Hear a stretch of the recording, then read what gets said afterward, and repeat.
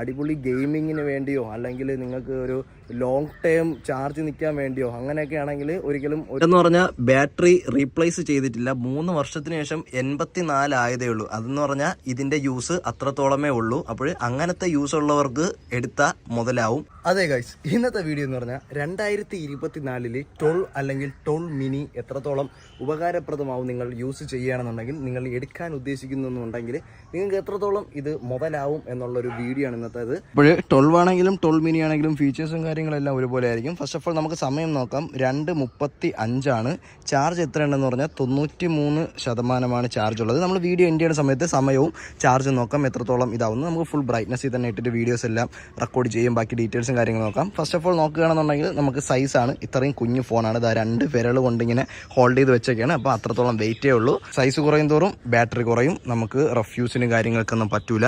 അപ്പോൾ ഇത് ഇറങ്ങിയ